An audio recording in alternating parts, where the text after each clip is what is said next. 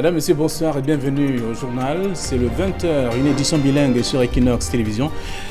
Emmanuel Fogwe, bonsoir. Good evening to you, Flavia Ndongo. Good evening to you, ladies and gentlemen, and thanks for joining us on this edition of the 8 p.m. bilingual newscast on Equinox Television.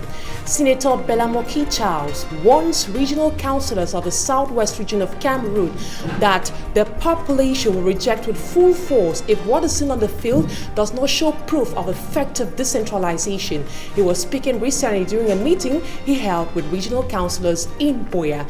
And out of Cameroon, popular preacher T.B. Joshua dies at the age of 57. The man of God, who is the owner of the Synagogue Church of All Nations, died yesterday, Saturday. Le nouveau maire de la commune de Banganté s'engage donc à travailler main dans la main avec toute la population et surtout s'intéresser aux affaires sans discrimination. C'est d'ailleurs l'engagement pris lors de la prestation de serment du tout nouveau maire de la commune de Banganté. Et puis à l'est de Cameroun, à Bertha précisément, la région, le chef de cette région a donc des feux de signalisation routière. Et là, difficile justement pour les usagers qui découvrent cet autre élément de pouvoir le respecter. Le maire de la ville estime que c'est un véritable cauchemar.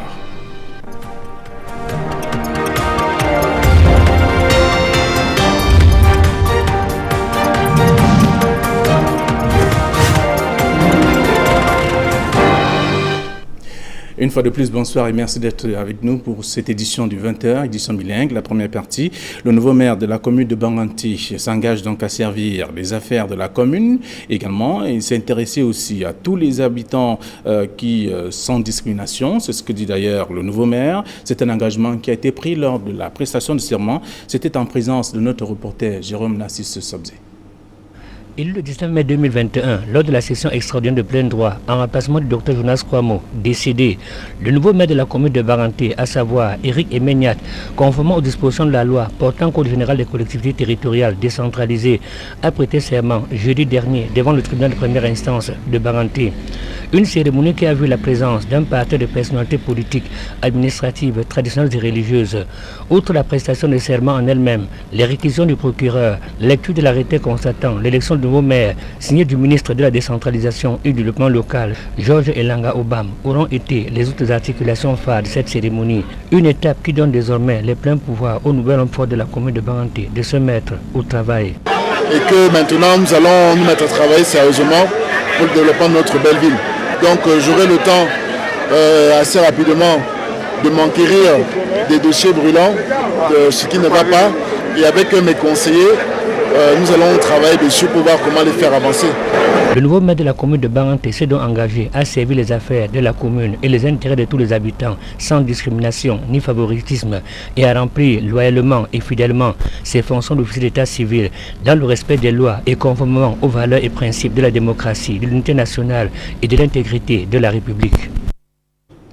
Restons dans la région de l'Est Cameroun pour parler du syndicat national des journalistes, section de l'Ouest, qui a sa nouvelle équipe, René Bondieu, et les autres membres de cette même équipe ont été élus au cours de l'Assemblée générale élective tenue dans la ville de Bafoussam. L'équipe perdante, conduite par Simaro Mebego, n'a pas manqué d'émettre des réserves quant aux résultats rendus publics. Des précisions avec Leclerc Sakem. Partie des 8 départements que compte la région de l'Ouest, les hommes et femmes de médias militants au sein de la section Ouest du syndicat national des journalistes du Cameroun ont pris part à l'Assemblée générale extraordinaire élective qui s'est tenue dans les services du gouverneur de la région de l'Ouest.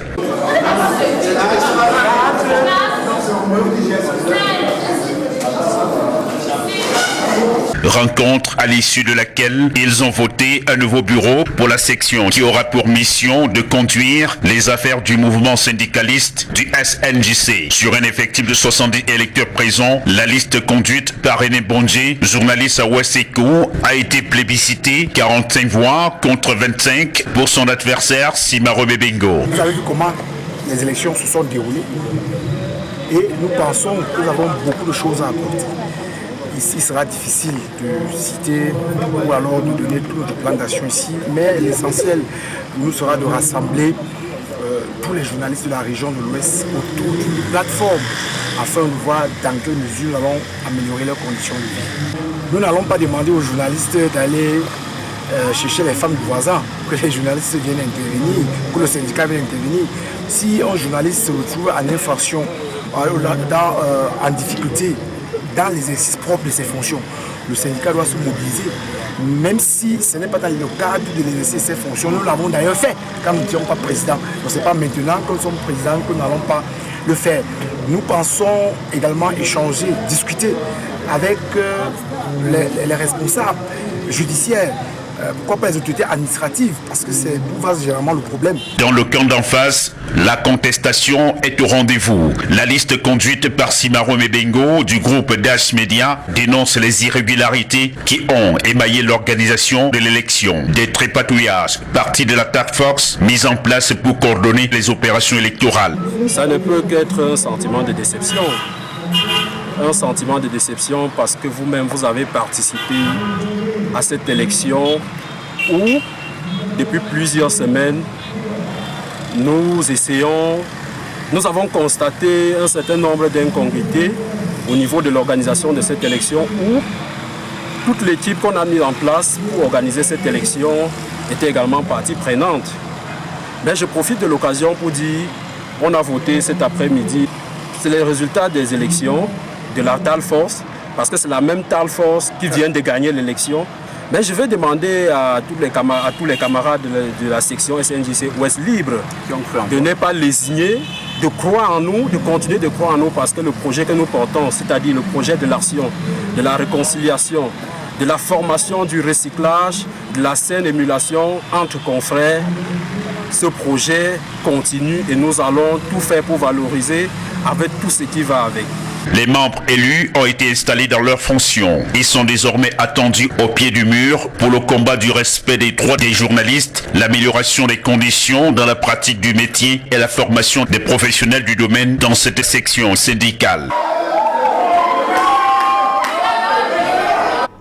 Parlons de toute autre chose à présent, de la célébration de la fête de l'unité nationale qui joue les prolongations à Tchang. C'est dans le chef-lieu du département de la Maine-Noire, région de l'Ouest du Cameroun. Les travailleurs de ces secteurs divers ont d'ailleurs reçu des distinctions honorifiques des mains du préfet Mboko Gottlieb Ntoua, qui est chevalier de l'ordre de la valeur, en passant par le mérite sportif et la force publique. L'autorité administrative a invité les bénéficiaires à maintenir la flamme qui a motivé ces récompenses. Je propose d'écouter quelques récipiendaires au micro de notre reporter.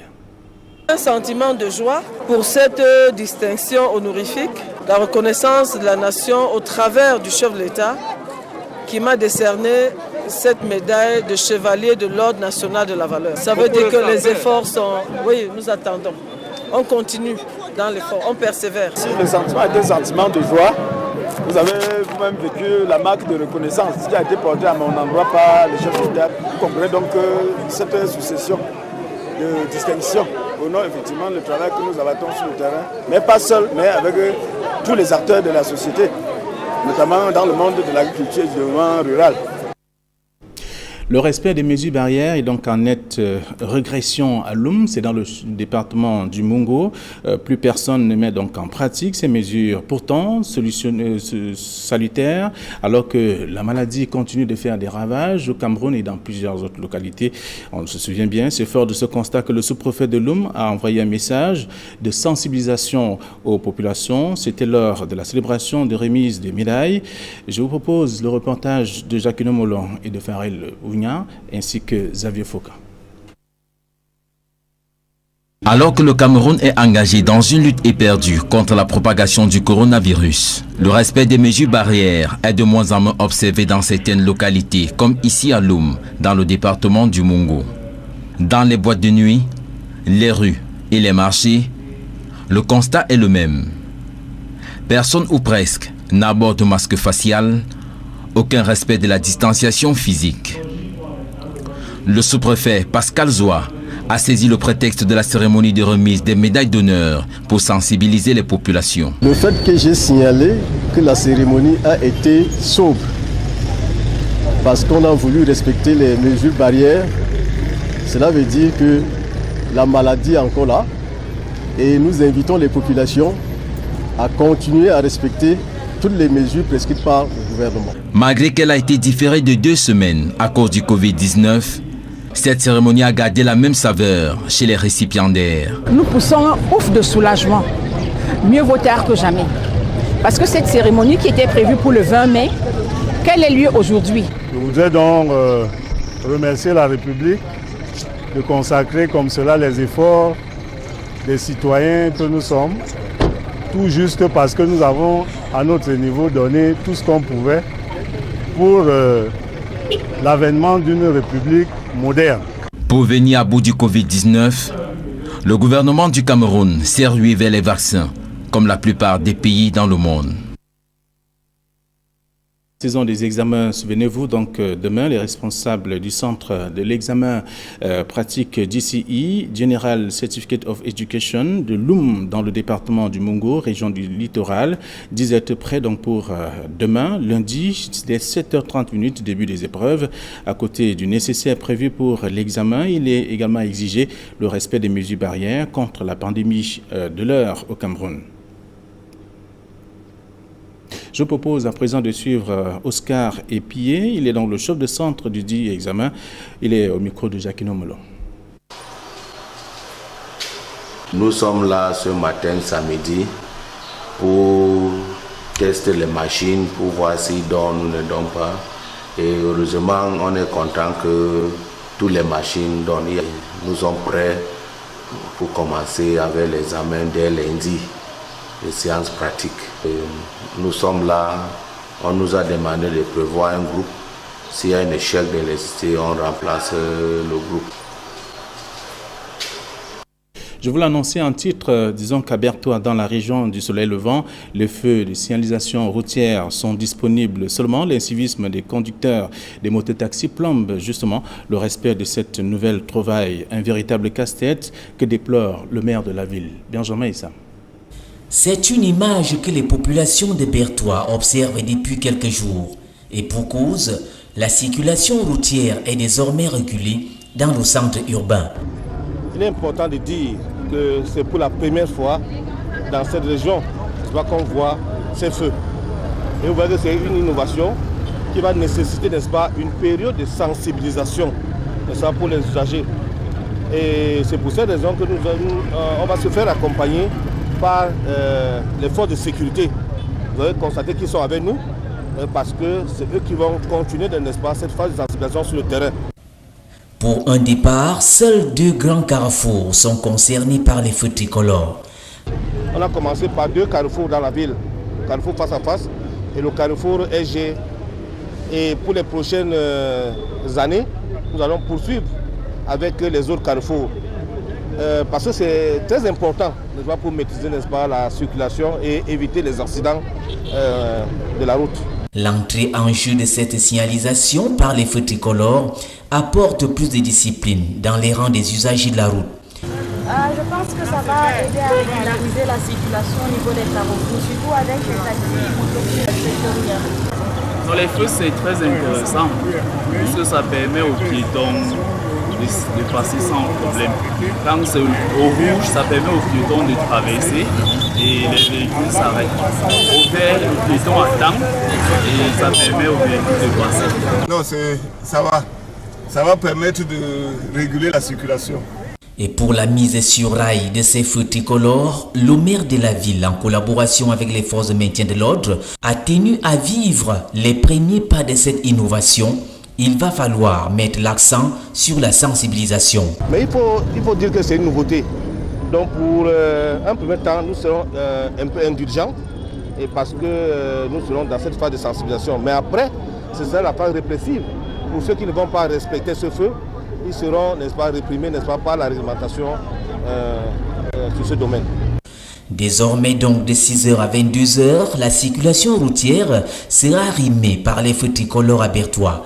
Les taximens moto devraient plus s'arrimer à cette nouvelle donne. On constate bien que les vieilles habitudes ont la peau dure. Il est difficile de se séparer de ces habitudes.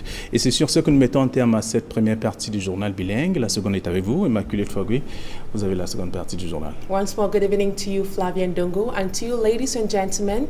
Thanks for staying with us on the second segment of the news in the English language. We'll begin with one of our major lead stories. Senator Bella Moki-Charles warns regional councillors of the southwest region of Cameroon that the population reject with full force if what is seen on the field does not show proof of effective decentralization. He was speaking recently during a meeting he held with regional councillors of the southwest region. More with our reporter, Derek Chato. Now that the budget of 2,750 million francs CFA has been adopted, the president of the Southwest Regional Council says the cry of nothing is happening is now over. There has been a cry that nothing is happening. So where do we go from there? The cry is over. We have had a budget session, so the population should be hopeful. They will see in the next few days what will happen. So what's the way forward? The way forward is that we will set to work. We have now the instrument to work. You listen to the statement of the governor. We have no excuse. We will set to work.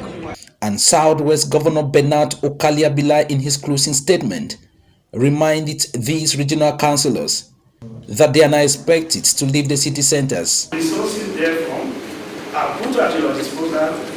Bureau members of regional executive council and regional councillors remain around Boya, Libe or other major towns. And Senator Bella Moki-Charles warned that anything short of effective decentralization will be rejected.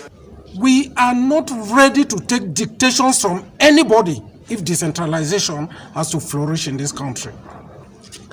I can tell you, the people of the Southwest region, and particularly the English-speaking communities in this country, have tasted what decentralization is all about. Any attempt to undo what is decentralization will not be good signals for our people. That is why we can cry out, we can highlight the concerns of our people with a lot of authority. And the day ended with the entire Southwest Regional Assembly sending a motion of support to President Paul Biya. Recognizing the efforts so far made to revamp our agro-industrial plantations, CDC and Pabol, we, members of the Southwest Regional Assembly, meeting in our first budgetary session from the 2nd to the 4th of June 2021, do hereby extend our deep appreciation to you, our illustrious President, His Excellency President Paul Biya.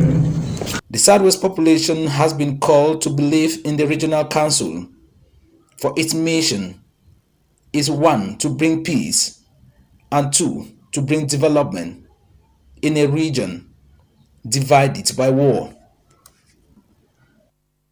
And we stay in the southwest region of Cameroon as the Director General of the National School of Local Administration, NASLA, has assured the Ministry of Finance that the funds meant for the rehabilitation of some structures is being used judiciously. Tanyi Tiku Eno made a remark in Boya during the working visit of the President of the Rehabilitation Commission. Once more, Derek Jato files in details.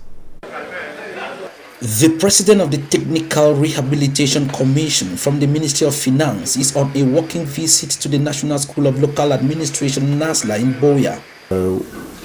We benefited from the assistance of funding, the provision of funding from the Technical Committee for Rehabilitation, for the rehabilitation of certain infrastructure on our campus, and for the acquisition of certain equipment.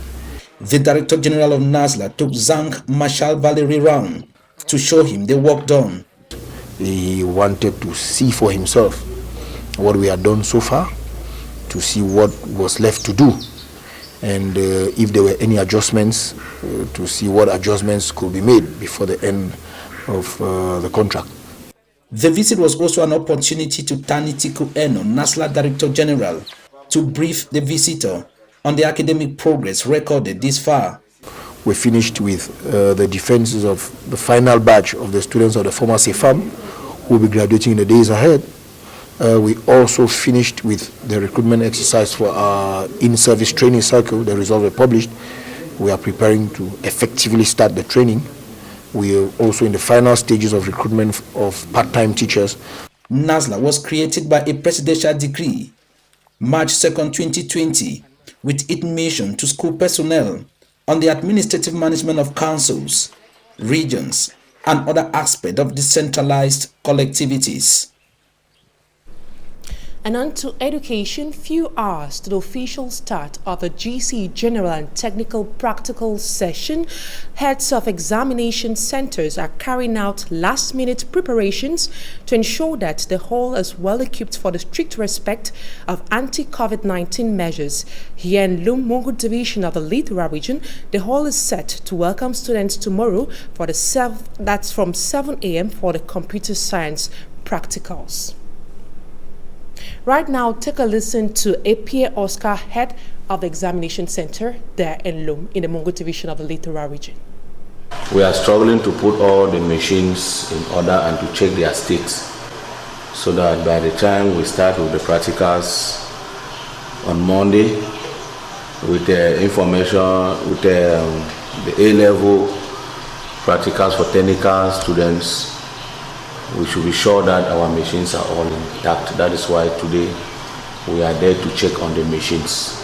And as you can see, all the machines are all responding. So for that we are happy, and we are getting very ready to welcome the start of a practical session for GC 2021.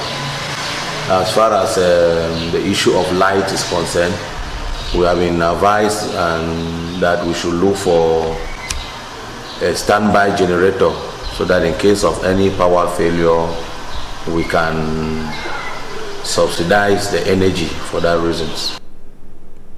And away from education, public restrooms in Cameroon have been termed inadequate as they are not adopted for proper women's hygiene. Some civil society organizations are demanding for policies that will cause institutions to equip especially female sections of restrooms.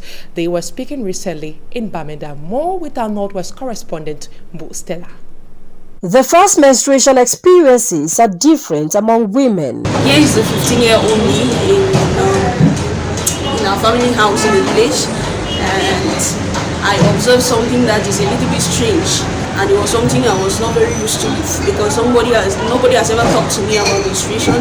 So far, the labels on the doors of a large majority of restrooms in Cameroon is the only difference between the male and female sections. This has worsened the situation of women on their periods. There were moments in school I got stained, like when I just started seeing my menses. Roughly someone would just tell me you're stained, and I will have to maybe just get up from class at that moment and see how to find myself home. At times we use shortcuts so as not to be noticed by a second eye. In Cameroon, condoms are given for free, but sanitary pads are not. A menstruating woman needs at least 600 francs to get a packet of pads every month. A large majority of women can barely afford.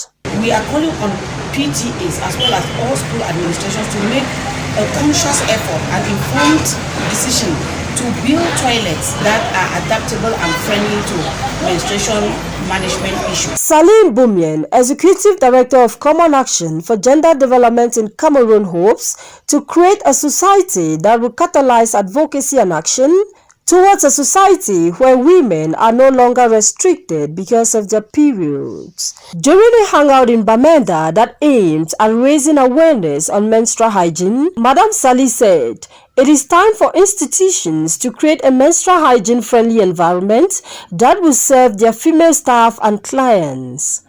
Enough of those symbols on the doors of our toilets in institutions to show that this is male, this is female, when there is no difference. We have a community which has well over 50% of women. We have a society that every day there is a woman with a pad in between her thighs, which means every decision should start with what is recurrent and what is normal every day. Because of all of this, all our institutions should have policies that we are providing pad. Our society, we are targeting institutions like institutions who give financial corporate responsibility to their society, they should also mainstream provision of PAD, which makes their policy gender-friendly and gender-sensitive. Women deserve to feel pride in their menstruation health. Therefore, there is a need for continuous education for both males and females. And out of Cameroon, influential Nigerian preacher TB Joshua dies at the age of 57. He is reported to have died on Saturday shortly after conducting a live broadcast. The cause of his death has not yet been made public. Temito Balogun Joshua, popularly known as TB Joshua, is the founder of the Synagogue Church of All Nations, that is in Lagos, Nigeria. He passed away a week before his 58th birthday. May his soul rest in perfect peace. And that's it for this edition of the 8 p.m. bilingual newscast on Equinox Television. Have a splendid evening in the company of our programs. Flavien Negoy, have a splendid evening. Bonne soirée à vous, bonne soirée à nos chers téléspectateurs. Demain, première session d'information 7h sur Equinox Télévision. Bonne soirée à tous.